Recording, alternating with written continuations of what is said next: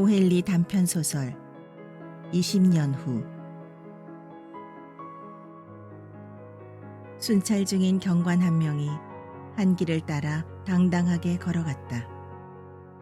그의 당당한 걸음걸이는 거리를 지나는 행인이 거의 없는 것으로 보아 거칠애라기보다는 오히려 그의 습관처럼 보였다. 이제 겨우 밤 10시밖에 안 되었지만 비를 동반한 살을 애는 듯한 강풍 때문인지 한 길에는 사람들의 모습이 거의 보이지 않았다. 딱 벌어진 체격의 그 경관은 능숙하고 익숙한 솜씨로 경찰봉을 빙빙 휘두르기도 하고 때로는 한적한 거리를 향해 의심의 눈초리를 보내기도 하면서 집집마다 문단속이 잘 되어 있는지 확인하며 순찰을 하고 있었다. 그의 그러한 모습은 마치 평화의 수호자를 그린 멋진 한 폭의 그림 같았다. 인근에 사는 사람들은 일찍 자고 일찍 일어났다.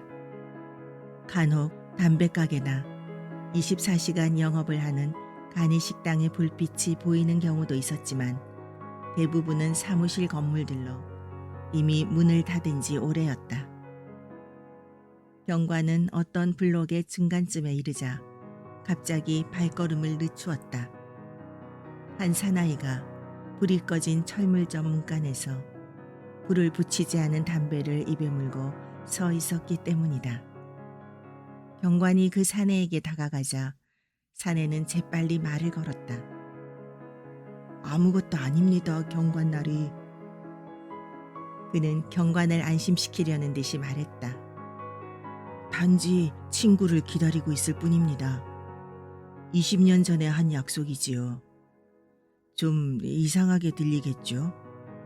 만약 그것이 사실인지 확인하고 싶으시다면 설명해 드리겠습니다. 옛날에는 지금 이 가게가 서 있는 자리에 식당이 하나 있었지요. 빅조 브레이디 식당 말입니다. 5년 전까지는 있었죠. 하고 경관이 말했다. 하지만 그 뒤 헐려버렸지요. 문간에 서 있던 사내는 성냥을 그어 담배에 불을 붙였다. 그러자 그 불빛에 창백하고 각진 턱의 얼굴과 날카로운 눈매에 오른쪽 눈썹 주위에 있는 조그맣고 하얀 흉터가 드러났다. 그가 하고 있는 넥타이 핀에는 큼직한 다이아몬드가 기묘하게 박혀 있었다. 20년 전 바로 오늘 밤이었지요. 하고 그 사나이는 말했다. 나는 이곳 빅조 브레이디 식당에서 나와 제일 친하고 세상에서 제일 훌륭한 녀석인 지미 웰스와 함께 저녁 식사를 했었지요. 녀석과 나는 뉴욕에서 마치 친형제나 다름없이 함께 자랐어요. 그때 나는 17살이었고 녀석은 20살이었어요. 다음 날 아침에 나는 성공을 위해 서부로 출발하기로 되어 있었습니다. 지미를 뉴욕에서 끌어낸다는 건 도저히 불가능한 일이었어요.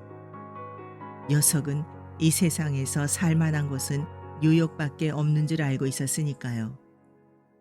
어쨌든 우리는 그날 밤 설령 우리가 어떤 상황에 놓이건 또 아무리 먼 곳에서 와야 하건 간에 정확히 20년 후인 오늘 이 시각에 이곳에서 만나기로 약속을 했습니다. 20년 후에 우리는 어떻게든 각자 운이 트여서 부자가 되어 있을 테고 그래서 출세도 했을 것으로 생각한 거지요. 꽤나 흥미로운 이야기로군요. 하고 경관은 말했다. 하지만 다시 만나기까지는 상당히 긴 시간인 것 같군요. 당신이 떠난 뒤로 그 친구로부터 소식은 있었나요? 네, 있고 말고요. 한동안은 편지를 주고받았으니까요. 라고 사내는 말했다. 그러나 1, 2년이 지나고 나서는 서로 소식이 끊기고 말았지요. 경관님도 알다시피 서부는 굉장히 큰 고장이거든요. 게다가 나는 거기서 무척 바쁘게 여기저기 뛰어다녀야만 했으니까요. 그렇지만 지미가 만약에 살아있다면 저를 만나러 이곳으로 올 게 틀림없습니다. 그 녀석은 언제나 성실하고 믿음직한 친구였으니까요. 절대로 잊지는 않았을걸요. 나는 오늘 밤 이곳에 오기 위해 1000마일이나 달려왔지만 이 친구가 오기만 한다면야 그만한 가치는 충분히 있는 셈이지요. 친구를 기다리고 있던 사나이가 근사한 회중시계를 꺼냈는데 그것은 뚜껑에 작은 다이아몬드들이 박혀 있었다. 10시 3분 전이군요. 하고 사나이는 말했다. 우리가 이 식당 입구에서 헤어진 시각이 10시 정각이었답니다. 서부에선 일이 잘 풀렸나 봐요. 경관이 물었다. 물론이죠. 제발 지미가 내가 성공한 것의 절반만큼이라도 성공했으면 좋겠는데 말입니다. 원래 좋은 녀석이긴 하지만 꾸준히 노력하는 타입이라서요. 나는 재산을 모으기 위해서 아주 약삭빠른 놈들과 경쟁을 해야만 했거든요. 뉴욕에서는 사람을 천편일률적으로 만들어버리잖아요. 사람을 면도날처럼 날카롭고 빈틈없게 하는 데는 서부가 제격이지요. 경관은 경찰봉을 빙그르 돌리면서 한두 걸음 걷기 시작했다. 이제 그만 가봐야겠어요. 당신 친구가 틀림없이 왔으면 좋겠군요. 그런데 10시 정각까지만 기다릴 건가요? 아니, 그렇지 않지요. 하고 사내는 말했다. 최소한 30분은 기다려줘야죠. 지미는 이 세상에 살아있다면 그때까지는 올 테니까요. 그럼 안녕히 가세요, 경관나리. 좋은 밤이 되길 빌어요. 하고 말하고는 경관은 일일이 문단속을 해가면서 순찰구역을 걸어갔다. 이제 거리에는 차가운 가랑비가 부슬부슬 내리고 있었고 어쩌다 생각난 듯이 불곤 하던 바람이 이제는 쉴 새 없이 불어대는 강풍으로 변해 있었다. 근처를 지나는 몇 안 되는 행인들은 옷깃을 세우고 호주머니에 손을 찔러 넣은 채 침울한 표정으로 조용히 총총 걸음을 옮기고 있었다. 그리고 중마고우와의 확실치 않은 약속을 지키기 위해 1000마일이나 달려온 사나이는 철물점 문 앞에서 담배를 피우며 친구를 기다리고 있었다. 친구를 기다린 지 20분쯤 지났을까. 길 건너편에서 긴 외투를 입고 옷깃을 귀까지 치켜 세운 큰 키의 남자가 빠른 걸음으로 건너왔다. 그는 친구를 기다리고 있는 사나이에게 곧장 다가왔다. 자네가 봅인가? 그는 미심쩍은 목소리로 물었다. 그렇다면 자네가 지미 웰스? 입구에 서 있던 사내가 소리쳤다.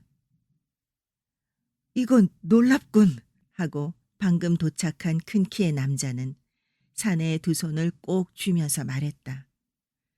틀림없는 보비로군. 나는 자네가 아직 살아있다면 반드시 이리로 올 줄 알았어. 그래, 그래. 20년이면 긴 세월이야. 옛날 그 식당은 없어져 버렸어, 복. 아직까지 그 식당이 있었다면 거기서 함께 식사를 할 수 있었을 텐데 말이야. 서부의 경기는 어떻던가, 친구? 굉장해. 거기선 갖고 싶은 건 뭐든지 손안에 넣을 수 있었거든. 그런데 짐이 너 많이 변했구나. 난 네 키가 그렇게 2, 3인치나 훌쩍 클 줄은 몰랐어. 아, 20살 이후 키가 좀 자랐지. 뉴욕에서의 일은 잘 돼가고 있나, 짐이? 그럭저럭. 난 시청에서 근무하고 있어. 자, 봅. 내가 잘 아는 곳에 가서 그동안 쌓인 회포를 풀자고. 두 사람은 서로 팔짱을 끼고 한 길을 걷기 시작했다. 서부에서 온 사내는 자신의 성공에 대한 자만심에 부풀어서 그동안 겪었던 일들을 이야기하기 시작했다. 외투에 몸을 푹 파묻은 남자는 재미있다는 듯이 그의 이야기에 귀를 기울였다. 길모퉁이에 전등불이 환하게 켜진 약국이 있었다. 그 불빛 속에 이르자 두 사람은 서로 약속이라도 한 듯 동시에 상대방의 얼굴을 쳐다보았다. 서부에서 온 사내는 갑자기 멈춰서서 팔짱을 끼고 있던 팔을 풀었다. 당신은 지미 웰스가 아니야. 하고 그는 날카롭게 말했다. 20년이란 세월이 길긴 하지만 메브리코가 사자코로 변할 만큼 그렇게 길진 않단 말이야. 때로는 착한 사람을 악인으로 바꿔놓기도 하지. 키 큰 사나이가 말했다. 넌 이미 10분 전에 체포됐어, 실키법. 시카고 경찰이 혹시 자네가 이리로 왔을지도 모른다고 생각하고는 자네한테 볼 일이 있다는 전화를 걸어왔더군. 얌전히 따라오겠지? 그렇게 하는 것이 좋을 걸세. 그런데 경찰서로 가기 전에 자네한테 전해주라고 부탁받은 편지가 있어. 이 쇼윈도 앞에서 읽어봐. 순찰 중이던 웰스 경관이 보낸 거야. 서부에서 온 사내는 그가 건네준 조그만 종이 쪽지를 펴들었다. 침착하던 그의 손이 쪽지를 다 읽을 무렵에는 약간 떨리고 있었다. 쪽지의 내용은 짧은 편이었다. 법, 나는 제 시간에 약속 장소에 갔었네. 자네가 성냥을 그어 담배에 불을 붙였을 때 나는 그 얼굴이 시카고에서 지명수배를 받고 있는 범인의 얼굴임을 알게 된 거야. 도저히 내 손으로 너를 체포할 수는 없었어. 그래서 순찰을 돌고 난 후 사복 형사에게 그 일을 부탁한 거라네.